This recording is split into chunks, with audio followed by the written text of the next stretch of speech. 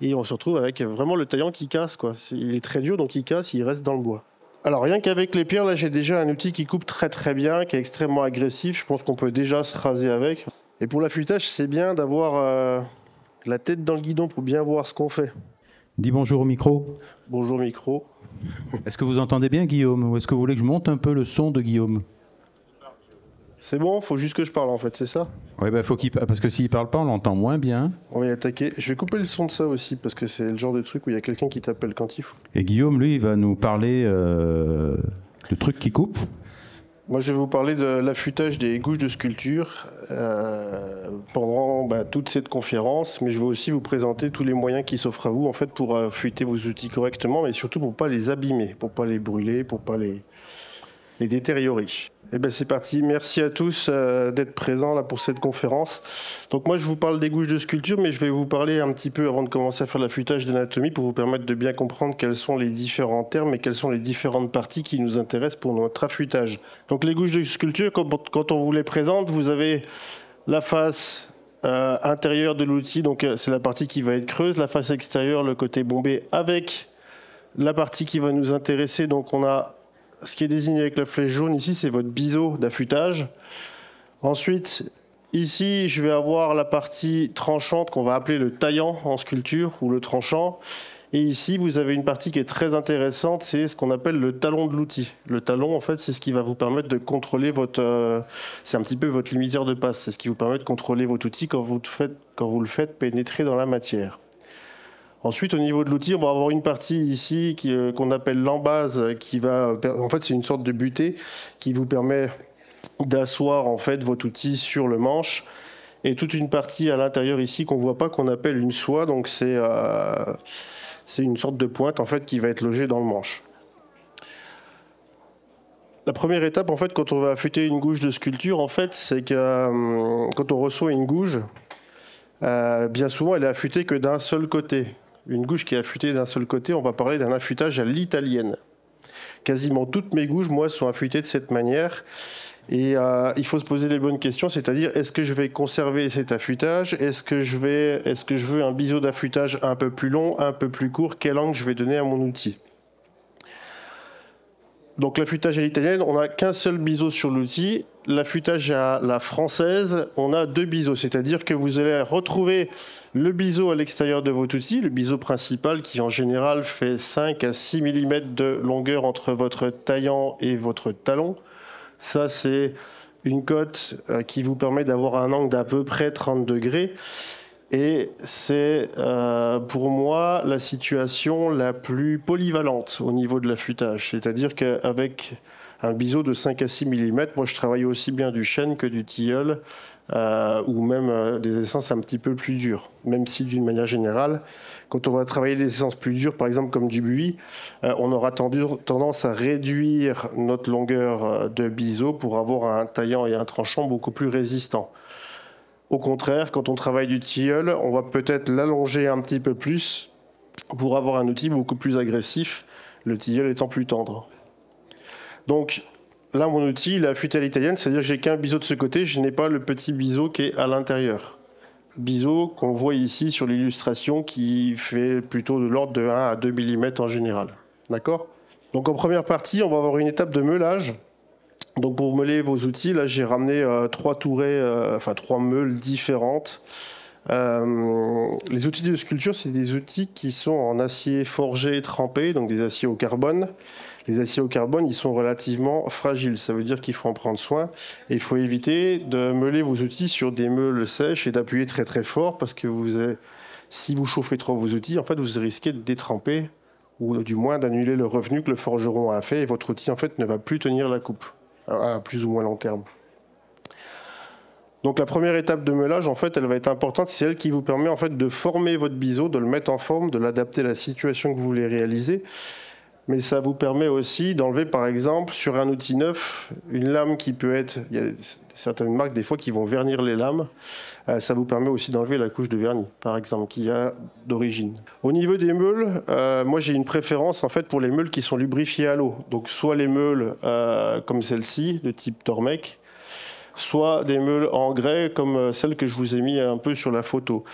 Ce qui est vraiment important et ce qu'il faut prendre en compte en sculpture, c'est que vous avez besoin d'avoir un diamètre de meule le plus conséquent possible. Plus le diamètre de meule est conséquent, meilleur sera votre biseau en fait. Ça, je vais revenir un petit peu dessus après, tout à l'heure. Et donc, je vous l'ai dit, voilà, l'angle qu'on va donner, il se situe à peu près à 30 degrés. Et on va faire un biseau de 5 à 6 mm. Pour moi, c'est ce qu'il y a de plus polyvalent. Donc, les meules à eau en grès, comme la photo que je vous ai présentée avant, elles peuvent être en grès. Donc, c'est une pierre qui est naturelle. Mais on peut avoir des pierres comme celle-ci qui sont reconstituées, donc en oxyde d'aluminium. Je vais vous présenter aussi ce qu'on appelle une multimeule ici. Cette multimeule-là, on va pouvoir utiliser en fait la meule au corindon blanc qui est ici, qui est plutôt plate, pour faire tous les biseaux extérieurs. Et ensuite, vous avez toute une succession de profils ici, avec différents rayons, différents cintres, y compris un ici avec un angle qui peut vous permettre de faire un affûtage à la française à l'intérieur d'un burin, par exemple. Et ensuite, je vais vous présenter le tour-et-corps aussi qui est ici, qu'on peut utiliser d'une manière un petit peu différente avec les avantages et les inconvénients de chacune. Alors, quand on va faire un biseau d'affûtage, pour moi, ce qui est très important, c'est d'avoir un biseau qui est parfaitement plan. Plus votre biseau est plan, meilleur sera le contrôle de votre outil. Si vous avez un outil qui est creux comme celui-ci, c'est que vous avez par exemple une meule qui a un diamètre beaucoup trop réduit. Et en fait, vous allez avoir un taillant, un tranchant qui va être extrêmement agressif, mais qui va être aussi du coup très très fragile. Ça, c'est la pire des situations, c'est quand vous avez un biseau d'affûtage qui n'est pas plan, qui est arrondi. Votre outil, en fait, il va travailler uniquement sur un tout petit point au lieu de travailler sur une largeur beaucoup plus conséquente. Et votre outil, en fait, quand vous allez le faire pénétrer dans la matière, en fait, il va accrocher et décrocher très très vite quand vous allez réaliser vos modelés, ce qui rend son contrôle très très difficile et très aléatoire. Moi, je me rends compte avec les élèves que j'ai au lycée, quand ils obtiennent cette situation-là, en fait, ils n'arrivent pas à faire du bon travail, c'est pas possible. Donc, en général, on va meuler l'outil, on va reformer le biseau pour obtenir quelque chose qui permette d'avoir un bon contrôle de son outil. Maintenant, je vais vous parler un petit peu de la forme du taillant ou du tranchant. Donc, c'est vraiment l'extrémité, c'est ce qui nous intéresse. Une gouge de sculpture qui est bien affûtée, vous pouvez vous raser avec. C'est-à-dire que ça doit couper comme un rasoir. La forme du taillant, il faut qu'elle soit parfaitement rectiligne et à peu près à 90 degrés par rapport à votre lame. Je dis à peu près, puisqu'on a des outils comme le fermoir Néron. Le fermoir Néron, en fait, c'est un petit peu le ciseau à bois du sculpteur. Et le fermoir Néron, il est affûté, lui, il a un tranchant qui est orienté à 45 degrés. D'accord ? C'est la petite différence, à peu près 45 degrés. Alors moi, j'aime beaucoup affûter mes outils dans cette situation. C'est-à-dire que je fais un très très léger arrondi, en fait, au niveau de mon taillant, ce qui rend l'outil beaucoup plus facile à utiliser, surtout pour les fermoirs. Le fermoir droit, donc celui qui ressemble le plus au ciseau à bois du sculpteur, si vous l'affûtez de manière parfaitement rectiligne, il aura toujours tendance à piocher et à prendre plus de matière au niveau de ses ailes, au niveau de ses extrémités, ce qui le rend difficile à utiliser quand vous voulez surfacer un fond. En revanche, si votre fermoir vous l'affûtez avec un très léger arrondi, c'est peu perfectible, mais s'il est très léger, ça rend votre outil beaucoup plus facile à utiliser puisqu'il va travailler surtout sur la partie centrale et les extrémités ne vont pas être prises dans la matière. Donc votre outil devient beaucoup plus facile à utiliser. Alors ça, c'est toutes des images que j'ai modifiées un petit peu avec Photoshop. Il y en a certaines où j'ai vraiment extrapolé, j'ai vraiment exagéré. Mais ça, c'est une situation qui est catastrophique quand vous avez un taillant qui est creux. Ça veut dire que l'élève, quand il a posé sur la meule, en fait, il n'a pas suffisamment suivi la forme de son cintre. Il va meuler beaucoup plus le centre de l'outil et donc le taillant va reculer, va faire un creux. Cette situation-là, elle est catastrophique puisqu'il y a beaucoup de situations en sculpture où on doit découper le motif à la verticale. Et donc, on va se retrouver avec un creux à ce niveau-là. C'est-à-dire qu'on va avoir les deux ailes, les deux extrémités de l'outil qui vont venir planter dans la matière. Et puis, en fait, le centre de l'outil qui n'a même pas fini de découper votre forme. Donc ça, c'est un petit peu catastrophique. Au même titre que si vous avez quelque chose de très très rond, et là, j'ai vraiment, vraiment exagéré, votre outil, en fait, il va couper... Quand vous découpez verticalement uniquement sur son extrémité et les deux ailes ne vont même pas en fait opérer. Il y a beaucoup de situations quand on découpe un motif, quand on fait le contour d'un motif et qu'on fait ce qu'on appelle des frappages, des frappes verticales, des frappes d'aplomb, où on n'utilise qu'une partie, que la moitié gauche ou droite de l'outil. C'est l'angle qui nous intéresse pour découper à l'aplomb. Dans cette situation-là, avec un taillant très très rond comme ça, c'est absolument impossible de réaliser cette opération. Donc ça, c'est un affûtage qui est à proscrire. Ici, c'est pareil, encore une fois, j'ai vraiment exagéré. Là, il faut imaginer que l'élève, ou l'apprenant, a trop meulé en fait la partie ici, pas suffisamment l'aile de gauche, et qu'elle a presque pas touché l'autre partie ici. Donc on se retrouve avec quelque chose qui est absolument inutilisable. Donc je vous présente un peu toutes les possibilités, puis après je vous fais des démonstrations pratiques au niveau de l'affûtage. Une fois qu'on a fait notre opération de meulage qui nous permet de mettre en forme notre biseau, on va passer à l'étape d'émorphilage. C'est-à-dire que la première étape de meulage, en fait, va vous générer un morphile à l'extrémité de votre outil, et ce morphile, en fait, c'est une toile un petit peu inerte d'acier, mais qui a besoin, en fait, de tomber. Cette toile, elle va tomber sous l'action de pierres d'affûtage, de cuir d'émorphilage. Il y a plusieurs possibilités que je vais vous présenter. Ce que j'ai essayé de représenter ici, c'est un petit peu la circonférence de la meule. Alors plus elles sont grosses, moins on a un outil qui est creux. Et quand vous allez passer votre pierre, en fait, elle va surtout appuyer au niveau du talon. Elle va surtout appuyer au niveau du taillant. C'est-à-dire que mes pierres... Hop, je vais ouvrir celle-ci. Ou je vais prendre celle-là. Donc les pierres, quand je vais les utiliser, je vais faire ma recherche d'angle, et en fait, il y a un moment donné où on sent il y a un petit claquement, c'est qu'on a trouvé la bonne position. Donc ma pierre, en fait, elle va polir un petit peu mon talon, elle va aussi polir le taillant. Mais ce qui est assez intéressant, donc là c'est une photo où on a vraiment exagéré. L'affûtage d'origine, la situation initiale, c'était celle-ci, le taillant était ici. Et du coup, il a fallu rectifier l'outil pour retrouver quelque chose de droit, voire très légèrement arrondi. Donc on se retrouve avec un morphile qui est conséquent. Mais ce qui m'intéresse aussi avec cette photo, c'est que vous avez plein de stries à l'intérieur de l'outil. Et ça, c'était des stries qu'on avait sur un outil qui était neuf, mais des stries qui ont été faites au backstand quand l'outil a été formé, quand il a été rectifié. Ces stries-là, en fait, vous allez les retrouver, si on regarde le microscope, vous les retrouvez un petit peu dans votre taillant. Et donc ça ne vous permet pas d'avoir un affûtage idéal. Les pierres, en fait, quand vous allez les utiliser à l'intérieur de l'outil, en fait, elles vont gommer, elles vont annuler, elles vont retravailler, rectifier cet état de surface qui va vous permettre d'avoir quelque chose de beaucoup plus fin, de beaucoup plus précis, mais aussi de beaucoup plus agressif. C'est valable pour l'intérieur de votre gouge, mais aussi pour l'extérieur. Quand on regarde l'extérieur d'une gouge, comme celle-ci, on va voir que l'intérieur, en fait, on voit en fait qu'il y a des stries de meulage en fait qui sont générées sur l'outil. Vous pouvez vous le faire tourner, attention de ne pas vous couper. Et si vous regardez bien au niveau du taillant, du tranchant, on voit que ça a été poli. Et au niveau du talon, pareil. Donc vous pouvez la faire tourner, vous ne coupez pas, je la récupérerai après. Quand on va utiliser nos pierres d'affûtage, en fait, on va vraiment polir cette surface-là, mais il faut le faire jusqu'à ce que le morphile tombe. C'est-à-dire qu'il ne faut pas l'enlever, votre morphile. Si vous l'enlevez, vous annulez pas toutes les stries de meulage qui avaient été faites avant. Évidemment, plus une meule va être fine, plus une pierre va être fine, moins on aura ces défauts dans notre biseau d'affûtage. Là, je vous ai mis en fait une photo, c'est sensiblement la même qualité d'affûtage que l'outil qui est présent. On voit bien les fameuses stries de meulage qui sont générées ici. Et on voit bien que la pierre, elle a surtout appuyé. Alors, ça ne se voit pas trop au niveau du talon, mais on voit bien au niveau du taillant qu'il a été poli grâce aux pierres d'affûtage. Et donc, ça nous permet de récupérer quelque chose de beaucoup plus tranchant. Alors pour les morphilages des outils, moi j'utilise surtout les pierres Arkansas. Donc les pierres Arkansas qui viennent des États-Unis, qui ont différentes formes, mais toutes ces formes en fait peuvent s'adapter à nos différents outils. Les pierres Arkansas, c'est des pierres qui sont très dures, donc ne les faites pas tomber parce qu'elles sont aussi très cassantes.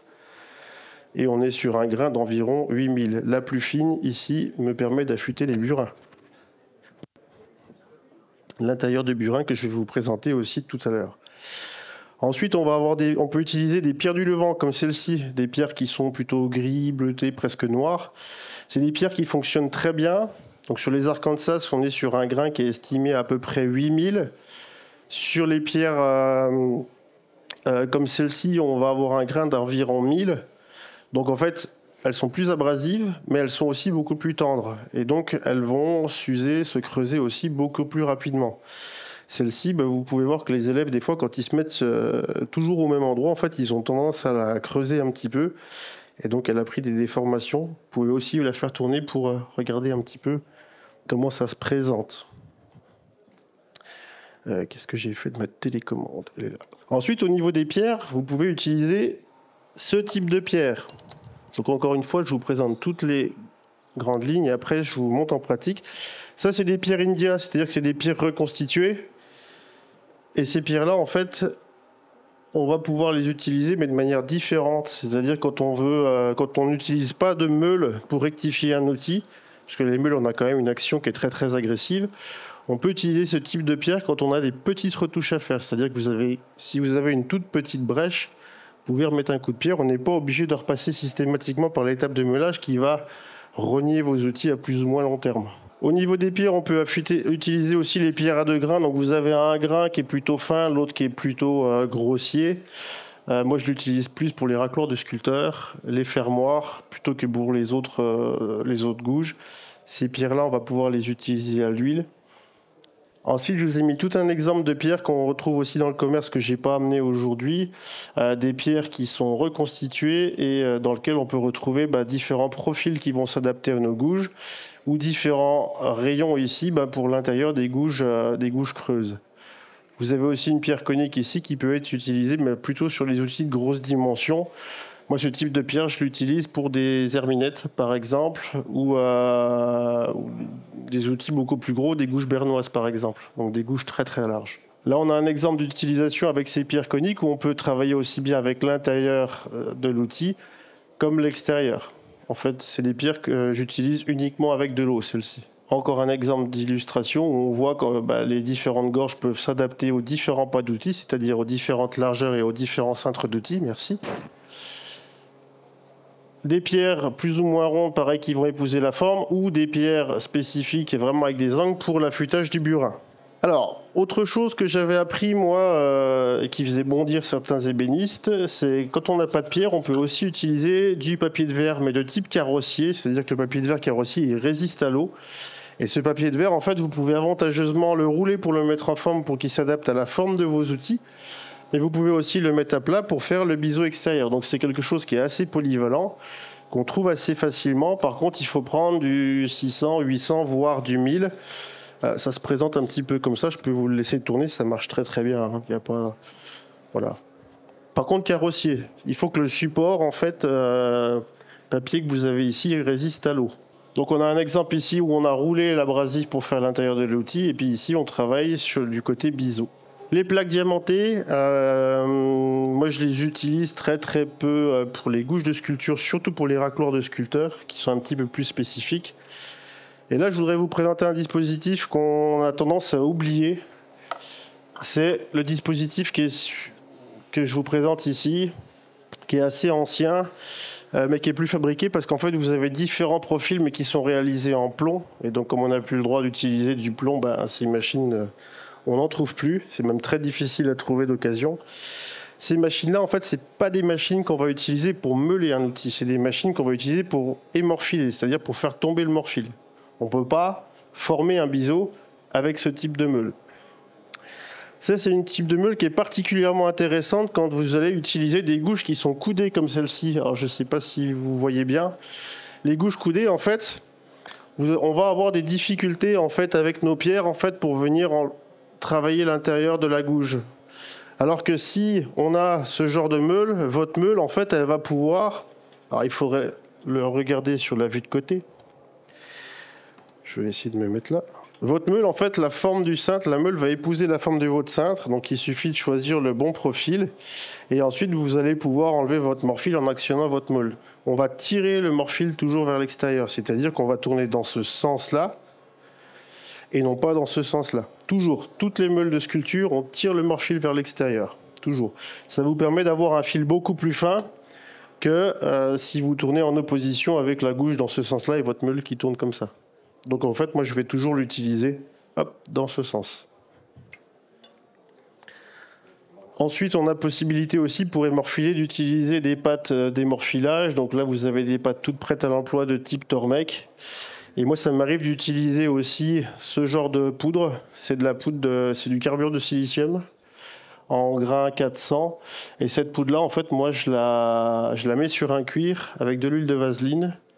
Donc l'huile de vaseline, ça fait un petit peu moullant et ça me permet d'avoir un stap. Donc un stap, c'est une sorte de, comme les cuirs de barbier, vous savez, qui va être tendu sur un support plus ou moins souple.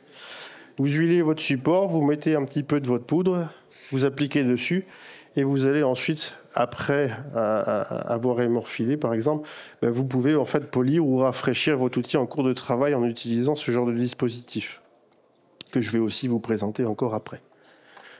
Je vous remercie. Une fois que vous avez fait votre étape de meulage, de polissage, votre étape de meulage, d'émorphilage, vous avez une étape de polissage. Donc le polissage, en fait, cette étape, elle va vous permettre de vraiment affiner la qualité d'affûtage de votre outil pour le rendre encore plus agressif. Donc on peut le faire avec le stap et les fameuses pâtes abrasives qu'on trouve ici. Là, on est sur un grain, je crois c'est 6000 ou... Il me semble que c'est 6000 le grain de cette pâte-là. Et cette action de polissage, elle peut être faite soit manuellement avec des staps, comme celui-ci, soit mécaniquement avec des staps, mais qui sont rotatifs. Ces staps rotatifs, vous pouvez avoir différents profils qui vous permettent de faire l'intérieur de vos outils, mais aussi l'extérieur. Maintenant, on passe à la pratique. Donc en pratique, quand vous avez une gouge que vous voulez affûter, par exemple, je vais reprendre l'affûtage de celle-ci, et je vais le faire avec la meule Tormek. Donc la meule Tormek, il y a plusieurs possibilités, il y a plusieurs écoles, on va dire. Il y a ceux qui affûtent directement à la volée, c'est-à-dire il n'y a pas de porteuse. On essaye de se stabiliser et puis on va utiliser notre outil comme ça. On peut utiliser des guides d'affûtage ici qui sont vraiment très très pratiques. Donc moi au début les élèves ils affûtaient à la volée et ça fait quelques années que j'ai acheté ce guide là. En fait ça permet aux élèves de bien se positionner tout de suite, d'améliorer leur qualité d'affûtage, mais ça permet aussi d'économiser les outils du lycée. Parce que les élèves quand ils apprennent, c'est pas de leur faute, mais ils apprennent, ils tâtonnent, ils essayent, ils perdent un petit peu leur réglage et puis on se retrouve avec des biseaux ou des outils qui sont mal affûtés. Donc moi j'avais acheté ce dispositif pour plus de facilité. Maintenant, si vous n'avez pas ce dispositif, vous pouvez aussi, en fonction d'où vous allez régler votre porteuse, utiliser votre embase comme butée en fait pour caler votre outil. Ça fonctionne aussi, ça peut vous aider aussi. D'accord ? Donc moi j'aime bien utiliser le guide ici. Donc on va mettre en place sur l'outil. En général, je le laisse dépasser d'à peu près 5 cm. Et je vais faire mon réglage, donc je vais rechercher mon angle de 30 degrés. Donc en général, je me pose déjà la question de savoir si mon biseau d'affûtage, s'il est bon, si je veux l'allonger ou au contraire le réduire. Et là, pour le coup, il est plutôt, il me correspond bien, il a la bonne longueur, donc je voudrais le conserver comme ça. Ce qu'on peut faire pour faciliter la tâche, alors quand on a l'habitude, c'est pas obligé, mais là pour les démonstrations, j'aime bien le faire, moi. C'est noircir en fait votre biseau avec un marqueur pour faire votre réglage. Ça vous permet, quand vous allez placer votre outil sur la meule, moi j'aime bien me mettre sur le côté aussi, faire mon réglage un petit peu à la volée, en mettant mon champ de vision sur le côté, on arrive à voir, alors surtout avec la lumière qui est ici, là, on arrive à se positionner assez rapidement. Ensuite, je vais exercer une petite pression sur l'outil, je vais faire tourner un petit peu ma meule manuellement, et là ce qui se passe, alors je ne sais pas si, ah oui, il faudrait qu'on puisse remettre la caméra, là on voit qu'en fait la meule elle a rogné un peu plus au niveau du talon. Vous voyez ? Oui. Ah, il y en a. Là, en fait, je ne sais pas si vous voyez bien, mais on voit que ça a blanchi. En fait, ça a enlevé le marqueur au niveau du talon. Donc ça veut dire qu'il va falloir que je recule un petit peu mon guide pour le décaler un petit peu. Donc là, hop, je recule un petit peu. Je refais une passe. Je suis toujours à peu près pareil. Je recule encore un petit peu. Là, on voit qu'on n'a pas tout à fait le même son. Je suis un petit peu trop sur l'avant, donc ça veut dire que là, je l'avance un petit chouïa pour me retrouver entre deux. Et normalement, on est pas mal. Là, on prend en fait sur presque toute la largeur de l'outil. Donc maintenant, je vais pouvoir commencer mon opération de meulage. Donc on va monter hop, le bac d'eau pour que la meule soit lubrifiée. Et j'exerce une légère pression ici au niveau de mon tranchant. C'est important de bien vous déplacer sur la meule de gauche à droite, mais c'est important aussi d'épouser la forme de votre cintre. Et donc je ne sais pas si vous voyez bien ou pas. Et là je vais meuler mon outil. Donc on se déplace bien sur toute la meule, mais il faut aussi épouser la forme du cintre sur toute la largeur de ma meule. Donc je vais vous montrer un peu toutes les possibilités avec toutes les meules, hein, et avec différents outils. Donc là on voit qu'il y a déjà il n'y a plus de traces de marqueur. Par contre j'ai pas encore mon morphile, ça commence tout juste à arriver.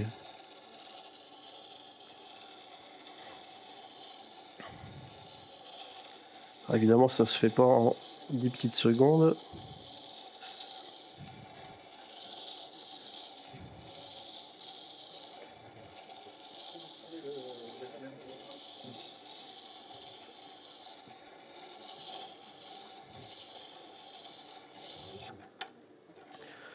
Là j'ai mon morphile.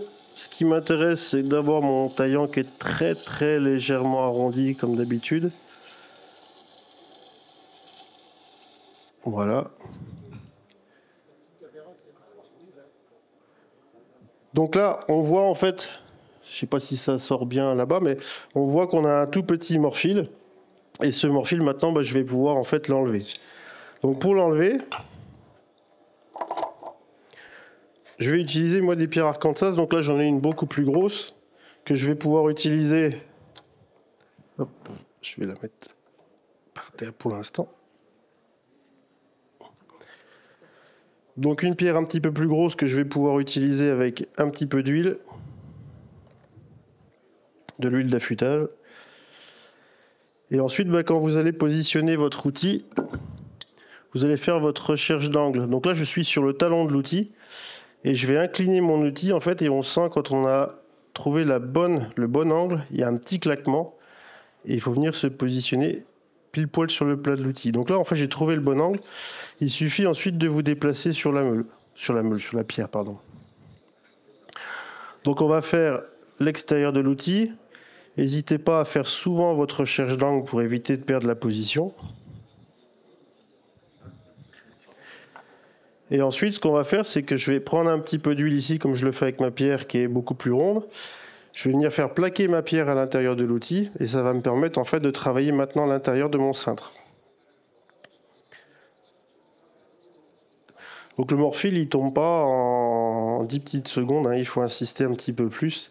Là, je suis vraiment en train de polir l'extrémité, mon taillant, en fait, pour obtenir quelque chose de très vif. C'est-à-dire que je suis en train d'enlever toutes les petites stries de meulage qu'il y aurait pu avoir sur cet outil. Le morphile, il doit tomber tout seul, il ne faut pas essayer de l'enlever à la main, hein. Et encore moins planter directement à la gouge dans un morceau de tilleul, comme j'ai déjà pu le voir.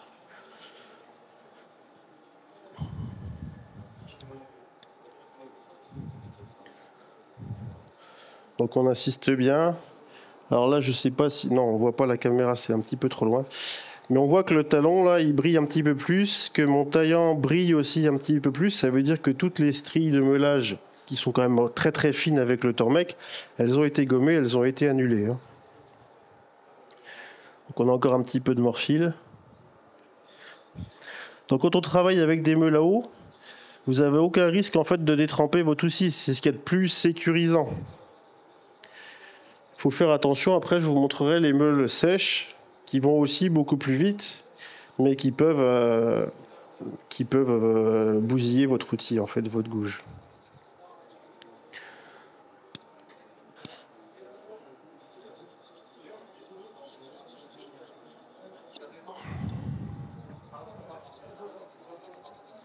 J'essaye d'aller un petit peu vite, hein.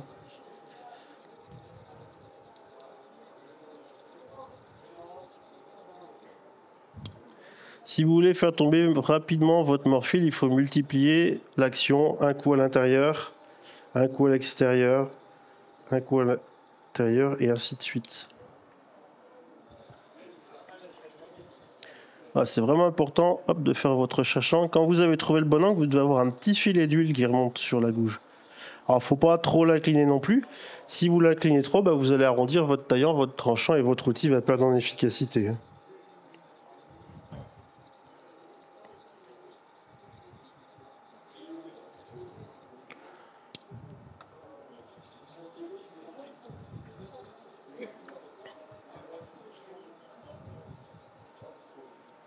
Donc pour l'instant, j'utilise que mes pierres Arkansas. Donc les pierres Arkansas, on peut les utiliser à l'eau. mais on peut aussi surtout les utiliser à l'huile. C'est plus intéressant à l'huile, déjà ça glisse mieux, ça permet de faire tomber le morphile plus rapidement, mais l'huile aussi, elle va protéger en fait vos lames de l'oxydation, puisque comme ce sont des outils au carbone, ils sont sujets à la corrosion, et si vous avez les mains avec une transpiration un petit peu acide, et on utilise souvent les gouges de cette manière, quand on tient les gouges, ben vous allez avoir des piqûres qui peuvent arriver, de la corrosion qui peuvent arriver sur vos outils, et ça c'est pas l'idéal. Donc, le fait d'utiliser l'huile en fait va vous permettre de créer une barrière chimique entre l'acidité de votre transpiration et l'acier de votre lame, ce qui est plutôt pas mal. Alors rien qu'avec les pierres, là j'ai déjà un outil qui coupe très très bien, qui est extrêmement agressif. Je pense qu'on peut déjà se raser avec. Alors je vais pas le faire parce que à la fin de la journée j'aurai plus de poils sur les bras. Mais on a déjà un outil qui coupe très bien. À ce stade-là, en fait, il y a plusieurs possibilités. Donc on a fait notre opération de meulage, on a fait l'opération des morphilages avec les pierres. Là maintenant, on peut mettre un petit coup de stap. Alors quand il est fraîchement affûté comme ça, moi j'aime bien utiliser juste le stap manuel. C'est-à-dire que je vais prendre un petit peu de pâte abrasive comme celle-ci. Je vais venir frotter pour enduire un petit peu mon cuir de cette même pâte. Et ensuite, je vais utiliser mon stap de cette manière. Donc je place l'outil, je fais encore une fois de plus ma recherche d'angle et je vais pouvoir tirer l'outil vers moi. Donc ça va me permettre d'avoir quelque chose d'assez vif. Mais je peux aussi faire, alors il faut que je remette un peu plus de pâte sur les côtés. Je peux aussi faire l'intérieur de mon cintre ici, qui n'est pas trop creux finalement, avec le champ de mon stap. C'est-à-dire qu'ici, je vais pouvoir venir ici sur l'intérieur, tirer aussi l'outil dans cette direction, mais je peux aussi venir le faire à ce niveau-là. Donc on insiste 4-5 fois dans un sens, 4-5 fois de l'autre, toujours en épousant la forme du cintre, ça c'est important. Et normalement, on doit avoir un outil qui doit être extrêmement agressif. Maintenant, je voudrais vous montrer d'autres possibilités. Donc là, je vous ai montré celle que j'utilise au quotidien, moi, la Tormek avec les pierres. C'est ce qui vous permet d'avoir un affûtage de qualité, mais aussi qui est durable dans le temps. Après, il y a d'autres possibilités qui vont très très vite. On peut utiliser les meules sèches comme celles qui sont là sur le Tourécor. Là, ici, j'ai une meule en corindon blanc en grain 80. Ici, j'ai une meule dite céramique en grain 220. Et ici, j'ai deux feutres. En fait, c'est des feutres qui sont enduits de pâte abrasive, qui ont des couleurs différentes. Il y en a un jaune, il y en a un vert. C'est exactement les mêmes, il y a juste la couleur qui change. En revanche, quand vous achetez ce type de machine, vous allez attribuer à un feutre à une fonction. C'est-à-dire que celui de gauche qui est resté parfaitement plan, je peux l'utiliser pour les ciseaux à bois, je peux l'utiliser pour les fermoirs Néron, les gouges plates, mais plates. En revanche, dès que je commence à avoir un peu plus de cintre et des outils un petit peu plus creux, comme ceci par exemple, c'est pas facile de se repérer avec la caméra. Du coup, on va pouvoir utiliser l'intérieur, donc le creux en fait qui s'est formé en fait dans le feutre pour faire le côté extérieur de l'outil, mais on peut aussi l'utiliser sur le champ pour faire l'intérieur, ce qui est assez intéressant. Si vous utilisez des tourets comme ceci, faites attention parce que vous avez un risque de chauffer, l'outil va chauffer et vous avez un risque de le brûler. Et donc il va perdre après en efficacité, on ne pourra plus l'affûter correctement. C'est mieux comme ça. Donc là, en fait, il faut essayer de trouver le bon angle. Donc en général, moi, j'éteins ma machine. Je vais déjà chercher à peu près le bon angle et je vais utiliser mon index comme une butée, comme un guide tout à l'heure. C'est-à-dire que je ne vais plus perdre cette position et à chaque fois, je vais me repositionner avec mon index. Ça me permet toujours de conserver le même angle à condition d'exercer toujours la même pression sur la meule. Donc là, je fais ma recherche d'angle. Je regarde sur le côté pour trouver le bon angle. L'angle, il est là. Je viens de le trouver. Je ne perds plus ma position. Ça, c'est mon gabarit d'affûtage maintenant. C'est ma butée. Je vais mettre mon doigt ici à l'extrémité de l'outil. Ça me permet en fait de sentir s'il y a un échauffement ou pas. Donc si ça vous brûle les doigts, c'est que vous avez trop chauffé votre outil. Donc il faut vous arrêter un petit peu avant. Donc là, maintenant, je vais meuler mon outil.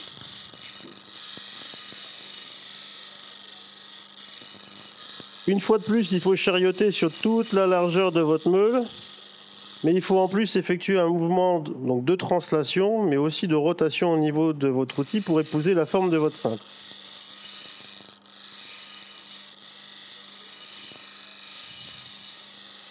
Donc là, évidemment, on a des étincelles.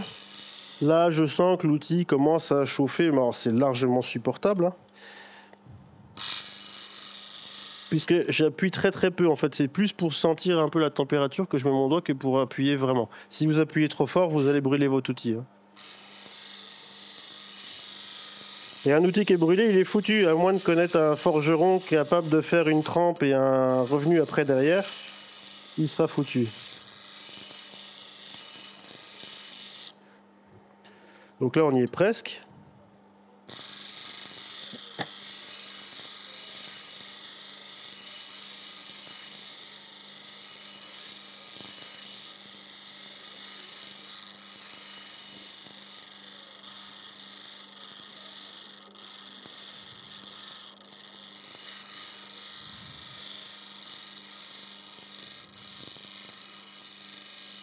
J'appuie vraiment très peu, hein. Ça c'est important. Voilà, oh, un petit peu encore. Donc là, mon outil, ça me fait un très très léger creux au niveau du taillant. Donc je vais insister un petit peu plus sur l'aile de gauche et un petit peu plus sur l'aile de droite pour le rectifier. Donc là, je suis un petit peu plus sur la gauche. Et je bascule un petit peu plus sur la droite.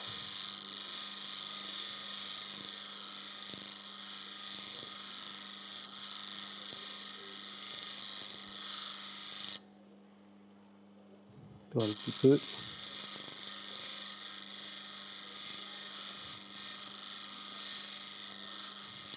Faut pas chercher à aller vite avec cette meule, hein, sinon...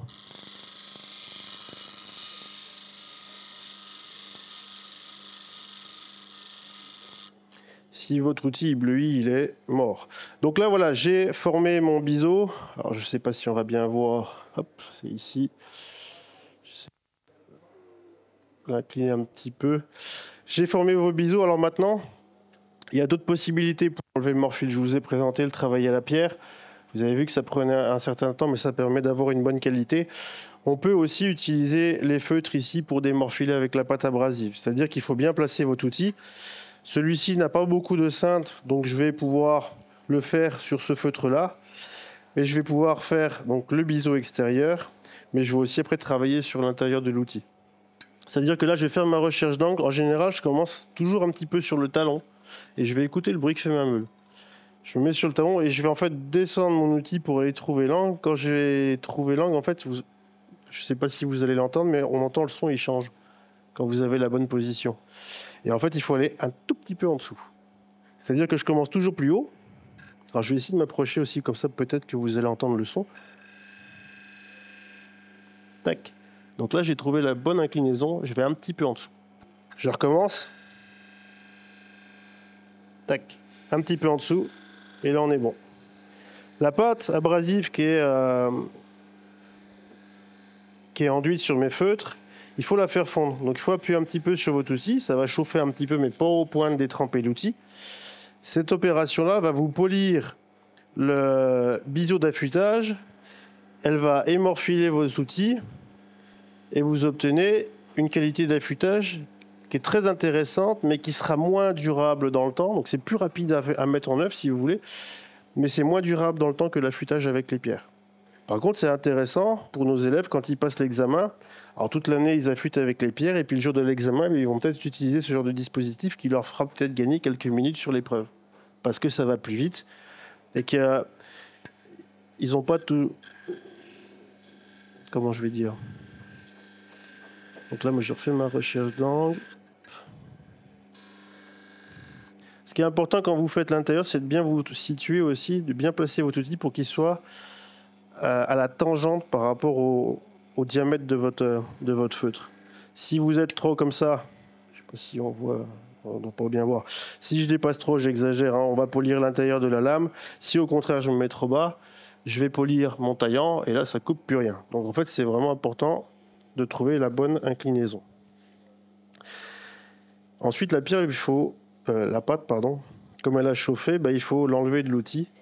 Et là, on a un outil qui est correctement affûté. Je vais vous le faire tourner. Si vous regardez bien, on voit presque plus les stries qui ont été générées par l'opération de meulage. C'est-à-dire que le polissage est beaucoup plus agressif avec les feutres, entre guillemets, mécaniques que j'ai utilisés ici, qu'avec le snap manuel qui est beaucoup plus doux.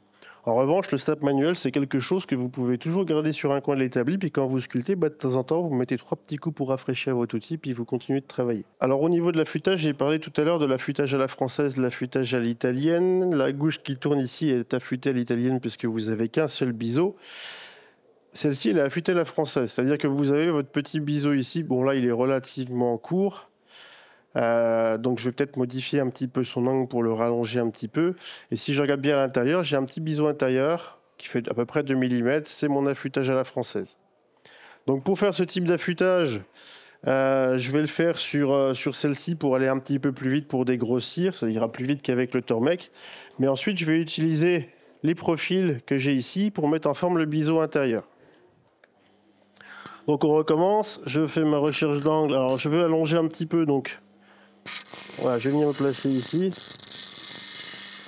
Alors vous pouvez avoir aussi sur votre poste d'affûtage un petit peu d'eau pour refroidir un petit peu vos outils si ça chauffe un petit peu trop. Et après cet outil-là, on passera à l'affûtage du burin qui lui est probablement l'outil le plus difficile et le plus technique à affûter.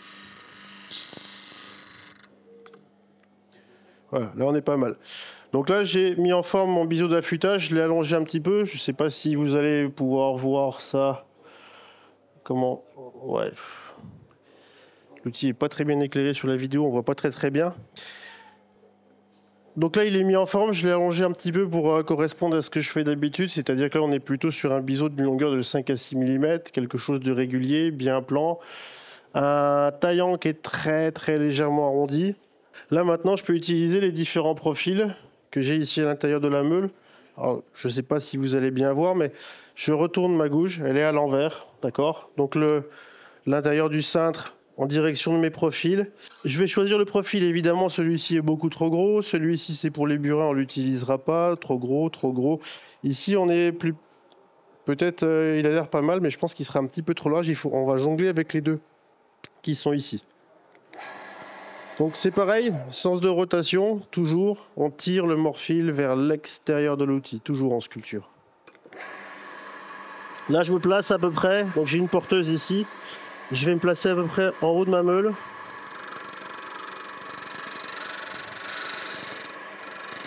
Et là il y a un petit mouvement à faire, il faut essayer de charioter un petit peu comme ça. Je regarde ce que ça donne, on n'a pas l'air mal.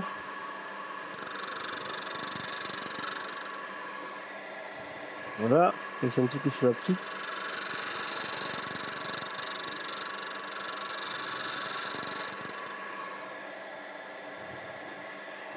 Hop. Alors évidemment ça va très vite puisque c'est une meule Emery au grain 80 comme celle-ci. Je fais un biseau de 2 mm, donc faut pas s'attarder trop sur cette opération. Ce que je constate, c'est que j'ai plein de stries de meulage d'un côté, plein de stries de meulage de l'autre, un morphile qui est tout petit. Donc là maintenant je vais pouvoir utiliser une fois de plus mes pierres. Donc la pierre, cette fois-ci, au lieu de la mettre parfaite, de la faire vraiment plaquer à l'intérieur de la lame, la difficulté pour l'apprenant ou le novice, c'est de trouver la bonne inclinaison. C'est-à-dire que si vous inclinez trop, en fait, vous allez arrondir votre taillant et vous perdez en qualité de coupe.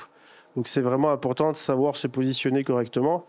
Donc je sais qu'il faut venir à plat, trouver un petit peu d'angle. Et de toute façon, si j'ai le bon angle, il doit y avoir un petit filet d'huile qui doit remonter dessus, à condition d'en avoir suffisamment sur la pierre. Sinon ça marche pas. Donc j'insiste à l'intérieur, j'insiste à l'extérieur. Donc là une fois de plus en fait je cherche à faire tomber mon morphile, mais je cherche aussi à annuler toutes ces stries de meulage. Alors en fonction des meules, elles peuvent être plus ou moins importantes, mais c'est vraiment important d'enlever tout ça. Donc vous voyez, il y a quand même une petite inclinaison, hein. D'accord? On n'est plus à l'intérieur de la lame comme c'était le cas précédemment pour l'affûtage à l'italienne.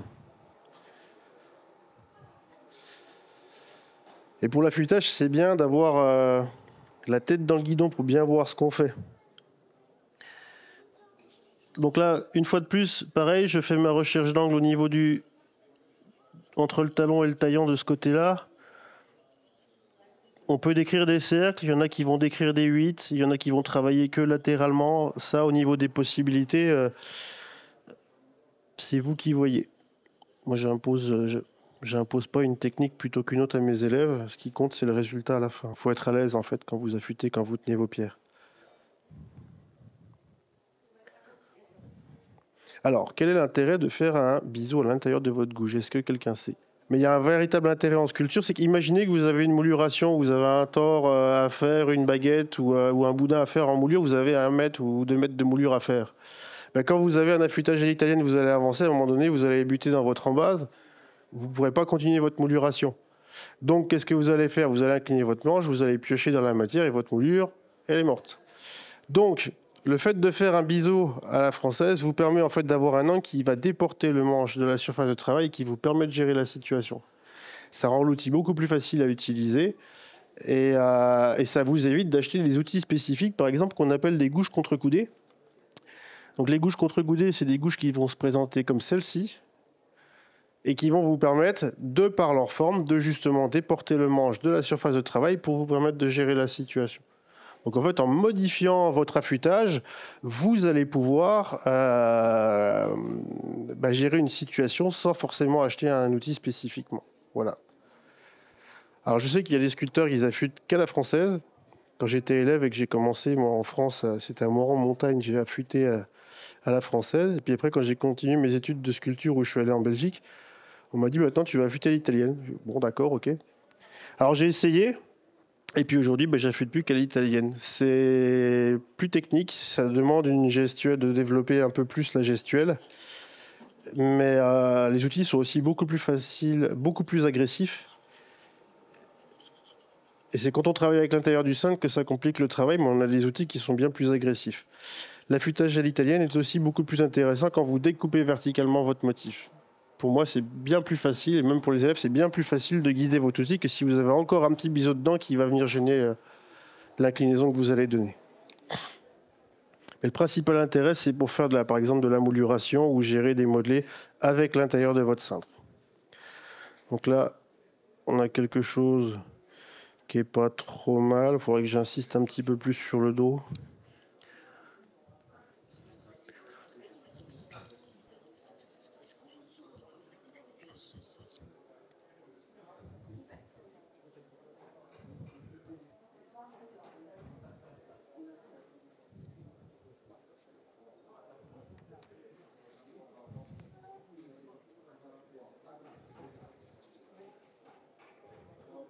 Voilà, on va dire que c'est pas mal. Je vais le faire juste avec le snap manuel. Hop. Donc quelques allées simples, pas aller-retour. Hein. On peut faire aussi l'intérieur du cintre.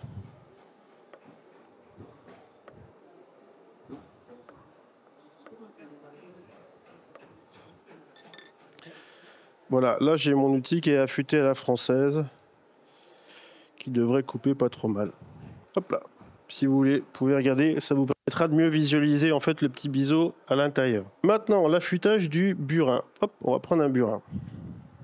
Donc le burin, c'est, pour ceux qui ne savent pas, un outil avec un profil particulier en forme de V. C'est une gouge qu'on utilise en fait pour tracer des lignes, on peut séparer des masses de matière, mais c'est un petit peu le crayon du sculpteur en fait. Ça, c'est un outil qui est extrêmement polyvalent à condition de savoir l'utiliser.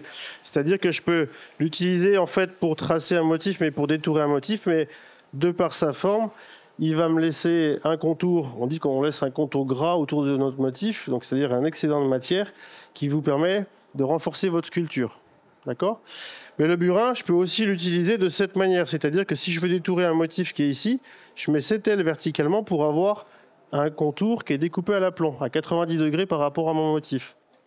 Et comme on cherche l'efficacité en sculpture, quand je vais aller chercher le fond, plutôt que de chercher un autre fermoir ou un autre outil, moi je peux déjà commencer à l'utiliser comme ça, comme si c'était un ciseau à bois. Du coup, ça le rend extrêmement polyvalent à condition de savoir l'utiliser. Quand vous voulez affûter un burin, il y a deux écoles. Il y a ceux qui disent qu'il faut une petite pointe ici au bout qu'on appelle un bec, et il y a ceux qui disent qu'il ne le faut pas. Moi, je pense qu'il ne le faut pas. Quand on affûte un burin, n'importe qui va l'avoir la pointe. C'est très facile de l'avoir. Le plus difficile, c'est de réussir à l'enlever. Quand on regarde un burin, en fait, il faut déjà se poser la question. Moi, je regarde si les ailes sont équilibrées l'une avec l'autre.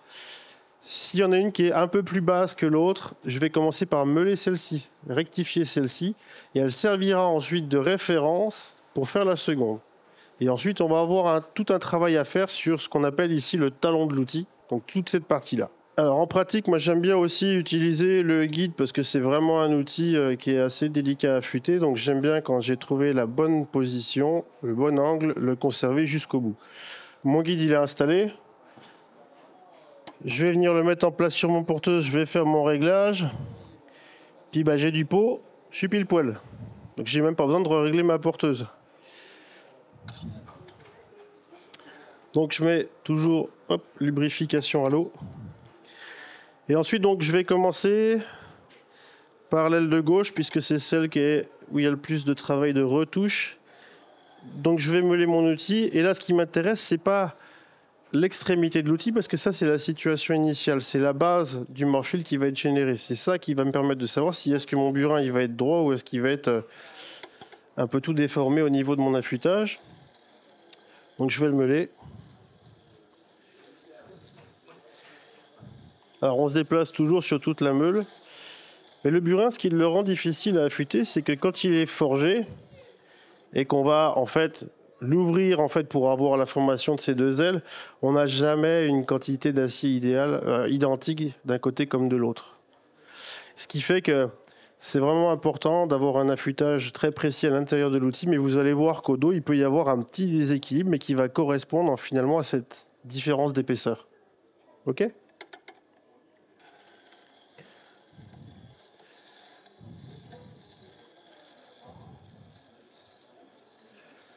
Donc là, j'avais au niveau du bec, au niveau de la jonction des deux ailes, il y avait une sorte de creux. Donc là, je suis en train de meuler spécifiquement en fait cette zone pour mouler qu'une certaine partie et pas toute la largeur. Sinon, mon outil, je vais lui faire plus de mal qu'autre chose. Alors, c'est pas parce qu'il y a un plat ici qu'il faut se mettre sur le plat avec votre burin. En fait, il faut trouver la position idéal pour meuler, soit un peu plus à gauche, soit un petit peu plus à droite. Donc c'est à vous de trouver une position et pas de vous dire, bah tiens, il y a un plat, je me mets sur le plat. Parce qu'en général, vous inclinez trop votre outil et votre tranchant, votre taillant, il a tendance à s'incliner comme ça. Et vous avez plus après un outil qui est affûté à 90 degrés par rapport à votre lame. Il me reste combien de temps, Sébastien? Alors je me mets volontairement sur le côté, hein. J'ai la lumière qui arrive ici sur le côté, ça c'est très très bien. Et du coup, ça me permet vraiment de voir l'intérieur. Ça va être compliqué quand je vais faire l'autre côté parce que je vais être en opposition. Mais là, j'ai une espèce de comme une petite bosse. Donc, je vais meuler juste une petite partie. Donc, on peut se mettre juste sur le côté de la meule pour ça. Ça pose pas de problème. Voilà. Celle-ci, automatiquement, elle se retrouve un petit peu plus basse que l'autre. Mais c'est ma référence pour aller chercher celle-ci. Donc, maintenant, je vais faire la seconde.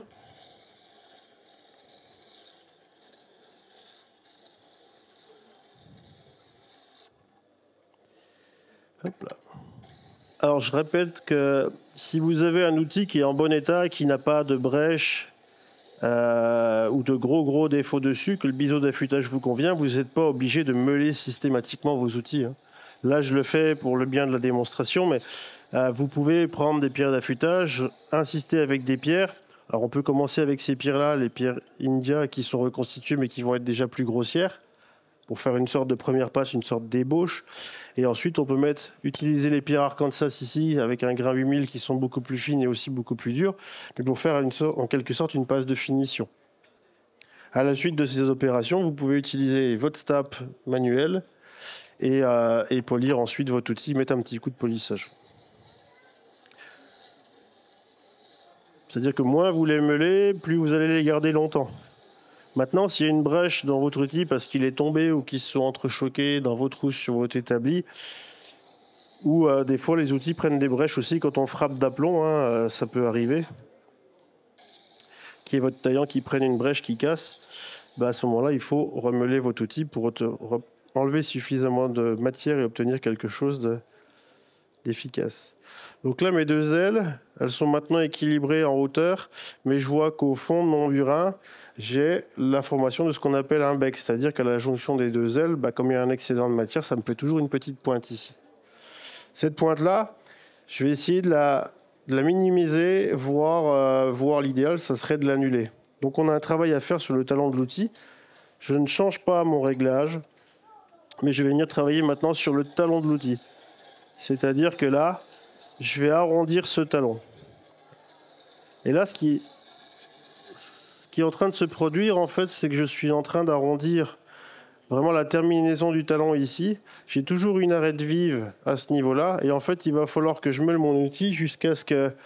en fait, il faut que j'arrive à conserver un tout petit angle vraiment sur l'extrémité ici, mais que tout le reste soit arrondi. Et ça, c'est la petite subtilité pour l'affûtage du burin.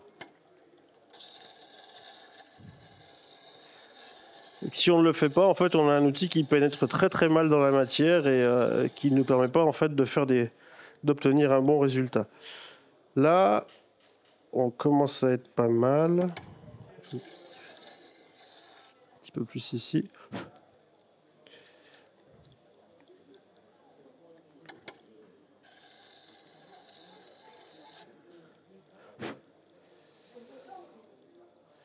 Voilà, là j'ai mon affûtage qui est pas mal. Il y a peut-être cette aile-là qu'on va retoucher peut-être un tout petit peu ici. Le meulage, là, il dépend vraiment de comment l'outil a été forgé et de la quantité d'acier, en fait. On peut pas du tout, le burin, on peut pas l'affûter comme les autres gouges. C'est vraiment... c'est vraiment différent. Hop. Bon, on va être pas trop mal. Donc là, je peux enlever mon guide et je vais pouvoir émorfiller mon outil à l'aide de mes pierres. Alors celle-ci. Donc là, quand je mets ma pierre, je me rends compte qu'elle épouse plutôt bien. Alors je sais pas si on voit. Très bien éclairé. La pierre, elle épouse parfaitement. Elle est vraiment adaptée à l'angle de mon burin. Je vais reprendre un petit peu d'huile.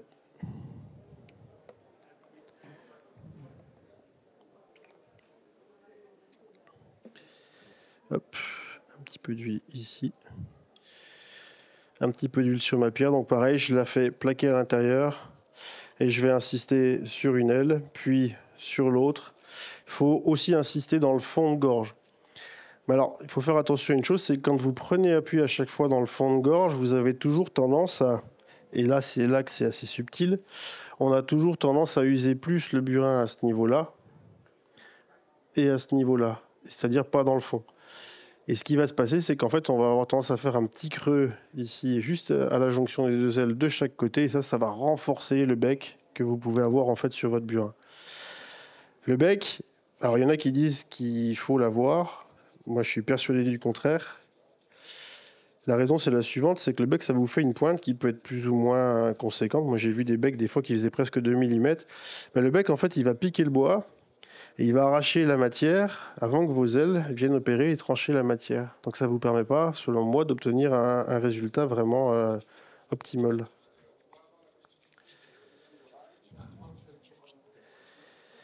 Et cette pointe aussi, elle a tendance aussi à brider votre outil quand vous voulez. Alors si c'est pour faire des lignes droites, ça ne posera pas de problème. Mais la pointe, elle a tendance à brider votre outil et ça l'empêche de faire de la courbe, d'aller gérer de la courbe, de tourner dans la matière.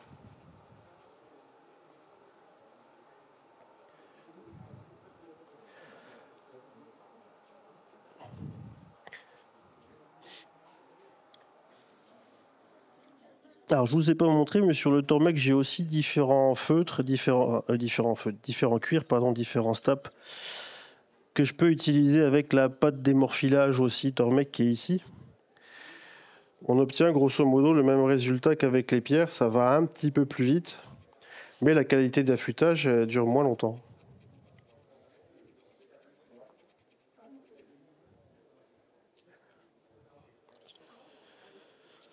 Donc moi, en fait, je vous présente des matières qui me conviennent et qui permettent aussi aux élèves d'obtenir de très très bons résultats. Il y a toujours plusieurs astuces, il y a toujours plein de combines, mais c'est celles qui les élèves s'en sortent mieux en fait comme ça. Alors pareil, là je vais faire une aile. Toujours je fais ma recherche d'angle. Et après je vais passer sur le talon, c'est-à-dire que je commence à travailler là sur le talon pour basculer sur l'autre aile. Donc une aile puis l'autre, le talon.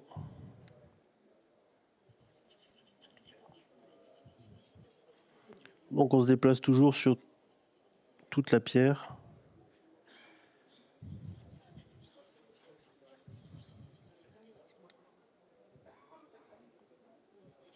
Donc toujours pareil, ce travail sur le talon. Un petit peu à l'intérieur, un petit peu à l'extérieur.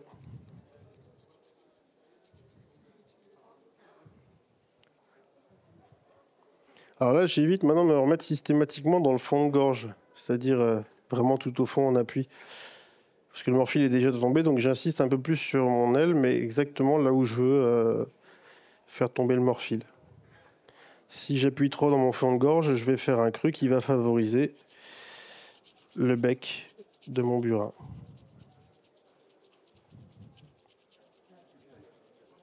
Alors quand on travaille aussi sur le talon, pendant l'opération de meulage sur cet outil, il faut éviter de en fait, il ne faut pas arrondir l'extrémité ici, sinon après vous allez obtenir non pas une découpe vive en forme de V, mais vous allez obtenir une gorge, tout simplement, si vous arrondissez trop.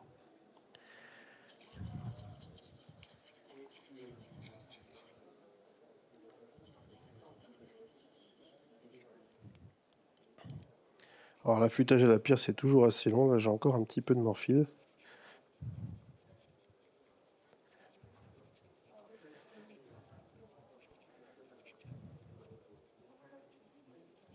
Hop, un côté, puis l'autre. Les pierres Arkansas, comme elles sont très fragiles, je vous recommande aussi de toujours se mettre bien au-dessus de l'établi quand vous faites ça. Si jamais vous glissez des mains et qu'elles tombent sur l'établi, il y a moins de chances de risquer de la casser. Par contre, si elle tombe sur le carrelage avec 1 mètre de hauteur, en général, ça casse un petit peu comme du verre.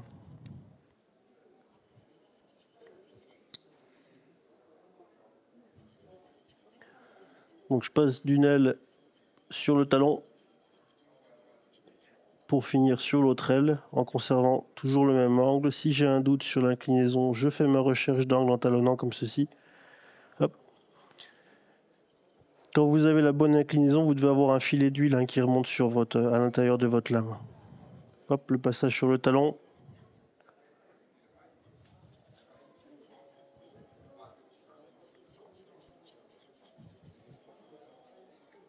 Et quand j'aurai fini, je vais nettoyer ma pierre puisqu'il y a du coup des petits résidus de morphile qui restent dessus. Et c'est important ensuite de les purger, de les enlever, de ne pas les laisser sur la pierre pour les affûtages qui vont suivre.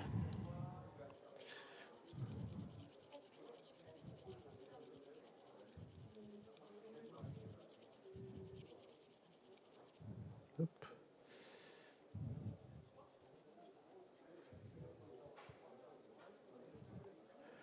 Là, on va avoir quelque chose qui devrait commencer à être pas mal. Je vais enlever l'excédent d'huile pour y voir un petit peu plus clair.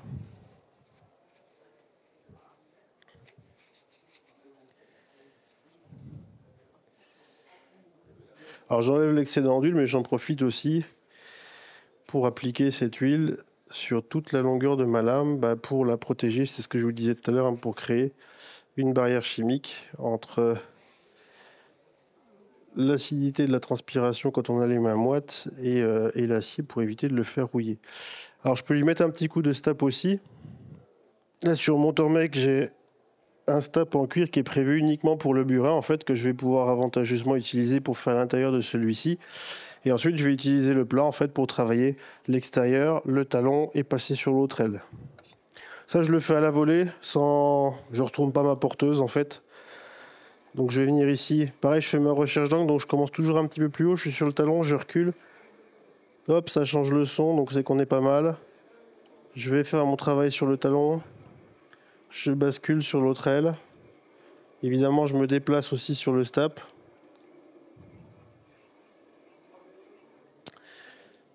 Et maintenant, je peux faire l'intérieur. Donc l'intérieur, c'est pareil, je commence toujours plus haut, puis je vais descendre progressivement mon burin jusqu'à ce qu'il arrive à la tangente par rapport à mon diamètre de cuir. J'insiste sur une aile, puis l'autre. Et normalement, ça doit suffire. Donc quand on regarde l'intérieur de l'outil, alors on n'a pas du tout de bec. On voit que ça a poli un petit peu l'intérieur.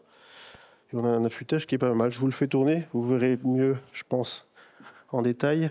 Est-ce que vous avez des questions déjà pour par rapport à tout ça. Parce que le petit quart d'heure, c'est un petit peu le moment d'échange. Alors, c'est une huile d'affûtage. Et évidemment, les fournisseurs, ils disent pas de quoi il s'agit exactement. En tout cas, c'est pas de l'huile moteur, ça sent pas l'huile moteur. Moi, je pense que vous pouvez utiliser de l'huile de vaseline sans aucun problème.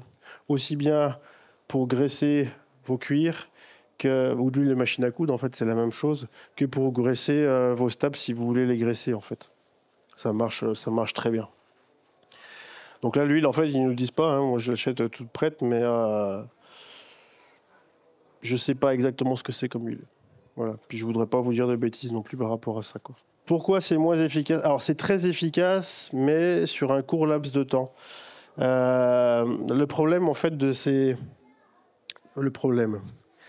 On affûte beaucoup plus rapidement en fait avec ce genre de dispositif. On enlève le morphile aussi très très rapidement. Mais en fait, on peut le faire qu'une fois, 2 fois, 3 fois. L'action, elle est tellement agressive pour l'outil que si on le polit 1 fois, 2 fois, 3 fois, puis qu'on insiste un petit peu trop, ben en fait, à force de polir, on va arrondir un petit peu notre biseau d'affûtage. Mais on arrondit aussi un petit peu le taillant qui perd en efficacité. Et donc, il perd en mordant. Donc, c'est bien de le faire 1 fois. Voilà, 2 fois, 3 fois maximum quand c'est des staps mécaniques comme ceci. En revanche, si c'est le stap manuel, lui, vous pouvez le laisser sur un coin de l'établi. Vous êtes en train de travailler, 4-5 fois, l'action est beaucoup plus douce. Donc vous pourrez le faire beaucoup plus souvent, en fait, j'ai envie de dire. Celui-ci est c'est presque trop agressif. Là, je ne vais pas le faire, mais des fois, moi, je vois les élèves, il n'y a pas de brèche, ils font juste le polir, ils retournent travailler, ça marche, mais en fait, ils le font un certain nombre de fois sur l'année, des fois trop. Et en fait, l'outil, à force d'être poli, en fait, ça finit par l'arrondir un petit peu. Et c'est ce que je vous disais tout à l'heure. L'outil, en fait, quand vous allez l'utiliser dans la matière, vous allez chercher l'inclinaison. Là, je talonne, il ne coupe pas. Je vais lever le manche progressivement jusqu'à trouver la coupe. Donc là, tac, ça y est, il commence à couper. Là, j'ai la bonne inclinaison. Si je veux plonger plus dans la matière, je vais incliner mon manche, il va plonger plus. Si au contraire, je me rends compte que je commence à aller trop profond, il suffit de retalonner, de baisser le manche pour contrôler sa coupe. Quand on a un biseau qui est arrondi, au lieu d'avoir une surface de contact qui est assez conséquente et qui nous permet d'avoir un bon contrôle, en fait, on a un point. Et la différence, en fait, l'outil, il accroche et il décroche tout de suite, en fait, quand on veut faire de la mise en forme. Mais ça le rend très difficile à utiliser. Au lieu d'avoir une surface de contact conséquente, on n'a qu'un point et en fait, ça ne fonctionne pas bien du tout, quoi. Ça, c'est surtout valable en fait quand les élèves ils vont faire un fond avec le fermoir et qu'il faut chercher la position exacte, maintenir cette position pour aller chercher notre fond, quitte à cisailler pour faciliter la coupe. Mais les élèves qui ont un fermoir qui a été poli X fois et qui est rond, en fait, ils n'arrivent pas à faire le fond. Parce qu'en fait, quand ils vont trouver l'angle, tac, ça décroche tout de suite dès qu'ils ont fait le copeau, puis en fait, ils n'y arrivent pas, quoi. Alors que quand c'est parfaitement rectiligne et qu'ils l'ont trouvé, il suffit de pousser. Si vous arrivez à maintenir toujours le bon angle, votre outil va évoluer dans la matière avec à la même profondeur, en fait. Et ça permet de gagner du temps. Je ne l'ai pas dit, mais évidemment, quand vous avez des outils coudés, ça va être à vous, quand vous avez des formes comme celle-ci, c'est à vous, en fait, de définir à quelle distance vous allez placer votre porteuse pour obtenir le bon angle. Il faut vous poser les bonnes questions. Est-ce que la longueur du biseau me convient? Est-ce que je vais l'allonger? Donc, c'est-à-dire que je vais mettre mon outil plus haut sur la meule pour rallonger mon biseau, ou est-ce qu'au contraire, je vais le réduire? Tout dépend des situations que vous allez rencontrer, des cas de figure que vous allez rencontrer. Ça, après, c'est avec l'expérience et il y a des fois des exceptions qui nous obligent à modifier un affûtage, parfois. Et il y a des outils qui s'affûtent. Alors, par exemple, ça, c'est ce qu'on appelle une échoppe.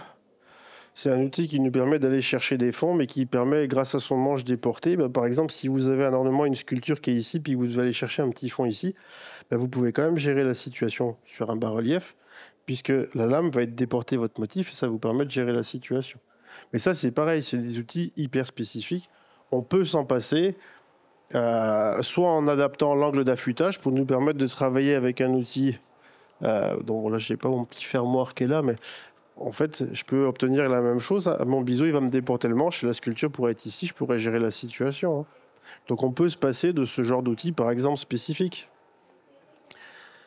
Est-ce que vous avez... Là, par exemple, j'ai un exemple d'outil qui est affûté à la française. Pareil, on voit bien en plus, parce que la lame, elle est un petit peu noire. On voit bien le biseau de 5 à 6 mm au dos de l'outil. et le petit biseau de 2 mm à l'intérieur. Donc celui-ci, en fait, me permet de gérer justement de la mouluration, et cet angle me permet de déporter le manche pour gérer le travail. Il y a des sculpteurs, des fois, ils vont avoir 150 gouges, mais ils ont toutes les gouges en double. On peut avoir une gouge qui est affûtée à l'italienne et l'autre à la française. Et du coup, ça vous permet d'avoir plus de polyvalence dans votre set. Ça, c'est possible aussi.